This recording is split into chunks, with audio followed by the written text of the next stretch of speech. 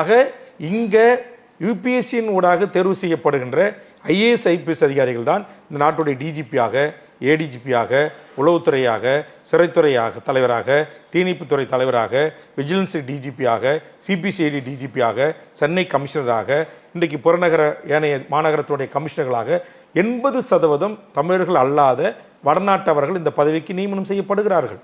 ஆக இங்கே டிபிஎஸ்சி தமிழ்நாடு அரசு சீருடை பணியாளர் தேர்வு வாரியத்தின் மூலமாக இங்கு இருக்கிற தமிழ் சமூகங்களுக்கு கிடைக்க வேண்டிய அவர்கள் எண்ணிக்கைக்கு ஏற்றவாறு அந்த இடஒதுக்கீடை முறையாக இங்கு பின்பற்றப்பட்டு வழங்கப்பட்டு இருந்தால் தமிழ்ச்சாதிகளாக இருக்கிற இவர்கள் தான் இன்றைக்கு தமிழ்நாட்டுடைய சரிபாதி இடத்திற்கு மேல் இன்றைக்கு இந்த பதவிகளில் அமர்ந்திருப்பார்கள். இன்றைக்கி ஒரு டிஎஸ்பி டைரக்டராக குரூப் 1 ஆஃபீஸராக வர்றவங்க 25 ஆண்டுகளில் இந்த நாட்டுக்கு டிஜிபி வருவதற்கான வாய்ப்புகள் இருக்குது, பணி ஓய்வு பெறுகிற காலத்தில்.